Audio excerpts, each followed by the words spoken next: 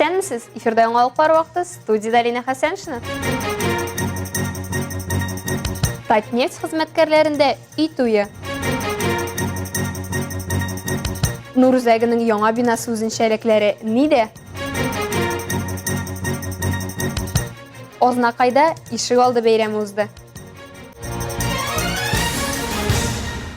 Әлмәтлеләрдә үй туе. Татнефть хезмәткәрләренә социаль ипотека буенча автомобильчеләр урамы 11 һәм 15 номерлы йортларда урнашкан фатирларыннан ачкычлар тапшырылды. Әлеге шатлыклы мизгелләрне безнең иҗат төркеме дә күзәтте. Берәүләр яңа фатирларыннан ачкыч алырга үз чиратларын көтсә, икенчеләре яңа тормышка ашыга. Сәүбановлар гаиләсе социаль ипотека буенча автомобильчеләр урамы 11-нче йортта 3 бүлмәле фатир алган. Айнур белән Алсының 16 августта гаилә корып яши башлавына 5 ел тула. Агач туйлары үй туе белән туры килүенә бик куаналар. Димәк, 3 яшьлек Камил белән 3 айлык Илфатның үз бүлмәләре булачак. Әтиян исә ниһаять 1 бүлмәле Казан фатирдан 3 бүлмәле иркен якты торакка күченәчәк. Переезд планируем сразу начать с сегодняшнего дня.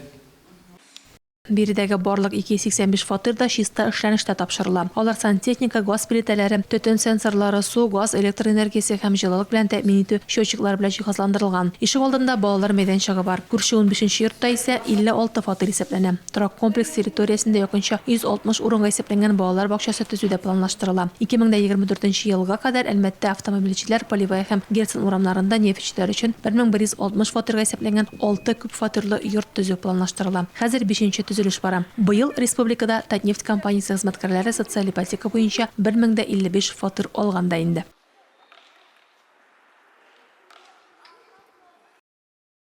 3 сентябрьдән үй туен Нур яшьләргә психологик ярдәм күрсәтү үзәге дә билгеләп үтте. Биредә 14 яшьтән 35 яшькәчә әлмәтлеләргә бушлай ярдәм күрсәтеләчәк. Әлеге үзәк калабызда 1991 елдан ук үз эшен оештырып алып барган булса да, аның коллективына бу статус һәм бинага күчү өчен зур юллар узарга туры килә. Шәхес тибын кешенең көчле якларын ачыклау, холыкның билгеле сыйфатларын бары тик бармак изе буенча билгеләү, җанны һәм тәнне дәвалаучы төрле инструментлар белән үткәрелә торган тавышлы медитация. Булар барысы да Нур психологик ярдәм үзәге турында. В центре психологической поддержки НУР есть две классные. Нур психологик ярдәм үзәгендә 2 ял кабинеты бар. Бер бүлмәдә ямагучи урындыкларында массаж ала аласыз, икенчесендә тавыш терапиясе үтә. Инструментлар монда бик күп. Нада кыңгырауларыннан башлап көчле гонгка кадәр бар. Колокольчиков нада до мощного гонга. Үзәк Тахиров урамы бер адресы буенча урнашкан. Бирдә мөнәсәбәтләрдә кыенлыкларны аңларга һәм чишелеш табарга, үзеңне эзләүдә дөрес юнәлеш алырга ярдәм итәләр. Беренче кат төркем дәресләре, Цоколь индивидуаль һәм кеше төркемнәр белән эшләү өчен ясалган. Тут очень здорово, есть письма. Бик шәп, ком балчык, әкият терапияләре, китаплар, уеннар бар. Бирегә дусларымны чакырачакмын. Своих друзей и одногруппников. Мы пришли на экскурсию с колледжем, на терапии разные, на проведение экскурсии. Күлияттән экскурсияга килдек. Төрле кабинетларда булдык, хәтта йога бүлмәсе дә бар. Ял иттек, эчке дөньябыз белән таныштык. Онытылмаслык булды. Изучить внутренний мир. Это было очень необычно, незабываемо. Нур республиканың көньяк-көнчыгышындагы иң зур психологик ярдәм үзәкләренең берсе. Ул Татарстанның көньяк-көнчыгыш педагогларына да методик ярдәм күрсәтә ала. Биредә онлайн форматта чаралар уздыру өчен заллар да бар. В центре работают такие кабинеты, как кабинет арт-мастерская, песочная лаборатория. Үзәктә арт-остахана, ком лабораториясе эшли, шәп тавыш терапия кабинеты, фиточай бүлмәсе бар. Могут прийти и организовать свой день рождения, провести полезные занятия. Элекеге сөт кухнясы бинасын ел башында ремонтлый башлыйлар. Гомуми мәйданы 1000 квадрат метрдан күбрәк булган бинада сентябрьдән башлап яшьләргә психологик ярдәм күрсәтә башлыйлар. Безнең Ишегалды президент программасы Татарстан Республикасы ишегалларын төзекләндерү буенча уникаль масштаблы программа. Әлеге программа кысаларында башкарылган эшләргә Ознакай районында барысы 320 миллион сум акча сарыф ителгән. Яңартылган ишегалларында атна сайын урам бәйрәмнәре оештырыла. Шәһәрнең Пушкин урамында узган күңелле чара хакында Илмира Шәрифуллина дәвам итә. Наш двор безнең ишек алды программасы кысаларында быел Азнакай районында барысы 33 ишек алды төзекләндерелде. Шуның 15-е шәһәрнең үзенә туры килә. Бүгенге бәйрәм шушы программа кысаларында төзекләндерелгән урамнарның берсе Пушкин урамында бара. Халык шактый җыелган, алар барысы да әлеге программадан бик канәгать. Программаның максаты төзекләндерүне таләп итүче барлык күп фатирлы йортлардагы ишек алларын ремонтлау, халык теләкләрен исәпкә алып һәм эшне сыйфатлы итеп башкару. Рәхмәт яусын, шушы кадәрле рәтләделәр, бүтән матурладылар, бүтән кая барсак шунда асфальт хәзер. Кайсы якка барсак шунда асфальт. Менә Алла бирсә, күрегә ятсын, безгә дә яз көне менә шушы кара җилләргә чәчкәләр утыртырбыз әле. Бергәләп тагы да матурларбыз. Бик матурладылар, әнигә рәхәт йөрегә, тротуардан да, тигендә стоянкага да матур итеп ясадылар. Программа кысаларында юллар төшәлгән, тротуарлар һәм тышкы яктырткычлар ремонтланган, эскәмияләр һәм шүп савытлары урнаштырылган, балалар өчен уен комплекслары булдырылган, барысы да уңайлы һәм заманча. Я благодарю нашего президента за то, что он построил такую хорошую площадку.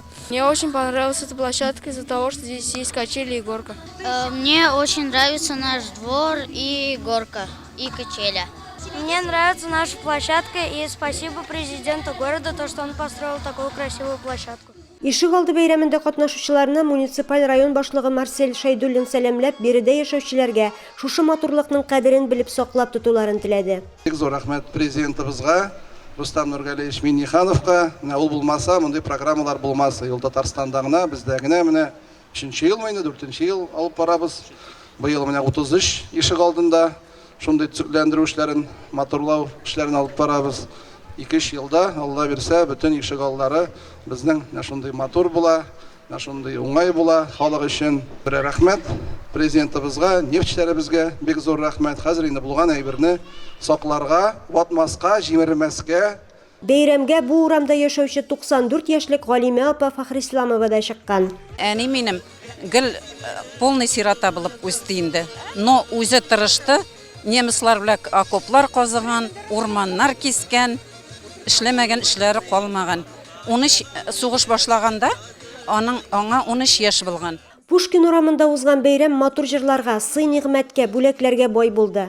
Илмира Шәрифуллина, Рөстәм Акбаров, яңалыклар вакыты, Луч, Әлмәт телекомпаниясе.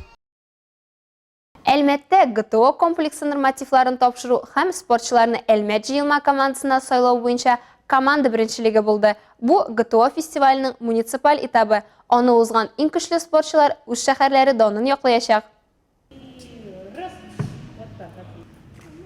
Спорт сөючен һәм чыдан мәктәп укучылары арасында барган бу көрәш ГТО нормаларының 1-5 баскычлары. Команда беренчелегендә катнашкан укучылар Адымнар гимназиясе һәм 25 мәктәп базасында көч сынаша. Сыгылмалыкларын тикшерә, йөгерә, озынлыкка сикерә. Ир балалар турникта тартыла, кызлар исә идәннән этелә. Камалия Фәттахова профессиональ спортта шулай булгач ГТО нормаларын беренче катканы тапшырмый. Тик бу юлы ул үз нәтиҗәләреннән канәгать түгел. Максаты бу юнәлештә камилләшү. Өстәвенә моның өчен уку йортында шартлар бик шәп, ди ул. Тут условия отличные.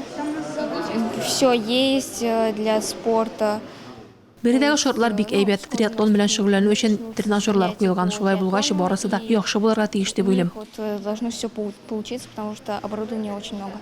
ГТО нормалары җәйге фестивальнең муниципаль этабында катнашучылар арасында күпләр спорттагы уңышлары белән мактана. Рустам Җаниев, Полина Рахманина шундыйлардан. Шуңа күрә Әлмәт җыелма командасы составына нәкъ менә шундый укучыларның узуы ихтималы зур. Мәктәп укучыларыннан тыш анда студентлар һәм олы яшьтәге әлмәтлеләр дә керәчәк.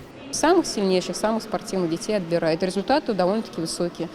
Иң көчлеләрне сайлап алачакбыз. Мисал өчен алтын билгегә озынлыкка сикерү өчен 158-160 см нормасын алса, сайлап алучы балаларның күрсәткечләре 170-180 см. Укытучыларның иң көчле балаларны сайлап алганнары күренеп тора. Шуңа күрә ел саен без җиңүче эшлеккә керәбез дә инде. Были вторые, но всегда попадаем в призеры. Очень такое важное мероприятие именно для детей, потому что сейчас даже здесь уже пообщавшись с детишками, многие говорят, я очень хочу выполнить и показать себя, нормативы выполнить, да, очень хорошо. Ну, как мне кажется, это... Мәктәп укучылары өчен бик мөһим чара. Бүген дә алар белән аралашканнан соң балаларның максатлары зурдан икәне күренеп тора. Алар җыелма команда составына эләгеп, үз калалары, мәктәпләре өчен уңышлы чыгыш ясарга атлыгып тора. Ну, не попадает, и, видимо, у ребят есть такой как бы мотив и мотивация, чтобы попасть тоже в сборную города, поехать и выступить из-за себя, из своей школы. Рәдифә Нугманова, Вероника Корябова, Рафаэль Сафин, яңалыклар вакыты, Луч, Әлмәт телекомпаниясе. Әлеге шулар, мин Лина Хасаншина, монтаж операторы Динара Гайнуддинова, сезнең белән сау булашабыз, исән-имин булыгыз.